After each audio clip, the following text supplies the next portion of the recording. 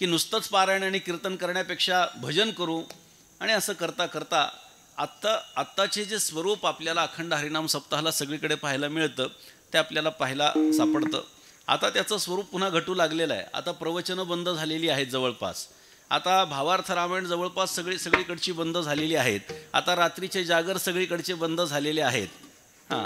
हरिपाठ करावा लागतो म्हणून केला जातो, कारण तो सुद्धा आता उरकून घेण्याचा विषय झालेला आहे.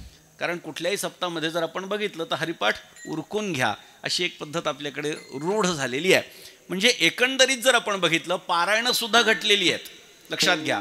म्हणजे आता अखंड हरिनाम सप्ताहाला फक्त कीर्तन महोत्सवाचं स्वरूप प्राप्त होताना आपण पाहतोय. मात्र ही दुर्दैवी गोष्ट आहे. मात्र आपण गेल्या 150 वर्षांपासून हा प्रवाह सातत्यानं सुरू ठेवला आहे. त्यामुळे आपल्या पूर्वसुरींना द्यावेत तेवढे धन्यवाद थोडे आहेत. कारण त्या काळामध्ये सर्वत्र सगळ्यांनी एकत्र यायचं आणि मग थोड्या प्रमाणामध्ये अन्नदान करायचं.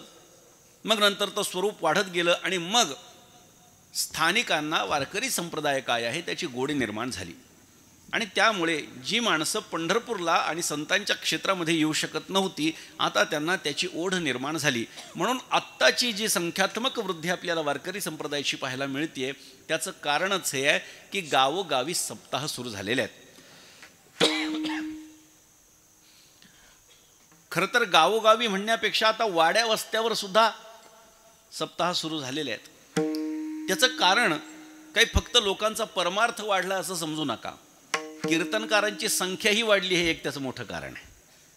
कारण हल्ली आता अशी परिस्थिती आहे की दगड काढला की कीर्तनकार आहे, कुठेही कीर्तनकार. बरं, आता कीर्तन शिकण्यासाठी किंवा कीर्तन करण्यासाठी आता काही अधिकार पाहिजे असं सुद्धा शिल्लक राहिलेलं नाही आहे. ज्याला वाटेल, ज्याला चार चौघामध्ये बोलता येतं त्याला असं वाटतं मी कीर्तन करू शकतो.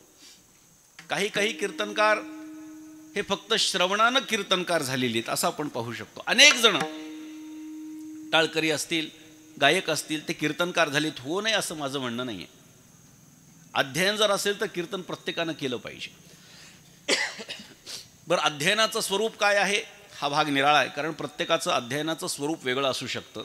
कारण हल्लीच्या काळामध्ये ज्याला आपण विद्वान कीर्तनकार म्हणतो त्यांची विद्वत्ता किती आहे हे कळण्यासाठी सुद्धा बुद्धी लागते, लक्षात घ्या.